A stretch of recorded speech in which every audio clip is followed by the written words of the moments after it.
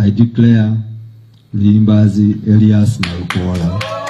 At this point in time, I think it is premature for us as a commission to contemplate holding a by-election in Kawempe on account of this decision. Why? Because under the law, they see the avenue process, the appellate process by any of the aggrieved parties. So it is only after that process has been concluded and the final court, which is the Court of Appeal, Constitutional Court, has pronounced itself on the matter, that we can now determine whether we shall go for a by-election in Kawempe North and when we should do that. So for the moment, I think let us hold on and see whether the appeal process is concluded or any of the aggrieved parties in this petition is going to appeal to the Court of Appeal, and then we see the final decision. And secondly, the Commission can only begin the process of organizing for a by-election after receiving a formal notification from the Clerk to Parliament. That's what the Constitution says, that the Clerk to Parliament shall notify the Electoral Commission of the existence of a vacancy in the Parliament, and the Electoral Commission shall conduct by-elections to fill that vacancy within 60 days. Since at the moment, two things have not yet happened. One, the days provided for in law for an appeal have not yet expired or lapsed. Secondly, we have not yet received any formal communication from the Clerk to Parliament notifying us of a vacancy in the Parliament. Therefore, for us as a commission, we are still comfortably seated where we are.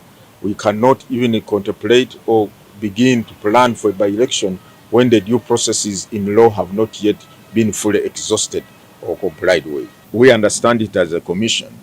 Talks of polling there, because you cannot talk of the polling process takes place on a specific day.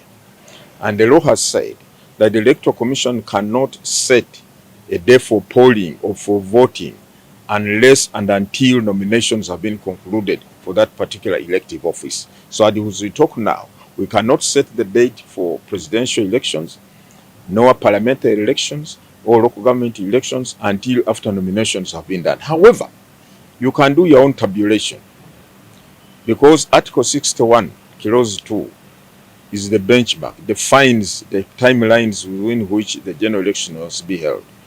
It is within the first 30 days or the remaining 122 days to the expiry of the term of government. Now, when you look at if you do some simple tabulation, the term of government will lapse or expire on 12th of May 2006. So you count 122 days backwards. Okay? You get to about January 10th or 11th or 12th, around there. That's when those days begin from that time. Then you count the first 30 days going forward now of the 122 days. So that's why we say in our roadmap, if you recall, we say that polling for presidential, parliamentary, local government shall take place between 12th of January and 9th or 10th of February 2026. So now, if you count 6 months, therefore, from 12th January, you find you fall around 12th July 2026, and that's why 2025. So that's why we are saying at the moment, today is 20th of May.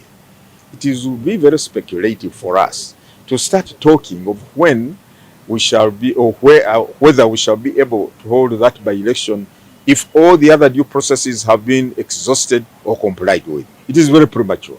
Some people came and destroyed the results after counting. And that was not the fault of the Electoral Commission. For us, we organized everything in accordance with the law. We expected the other stakeholders also to act in accordance with the law, and therefore we're not in position to declare those results.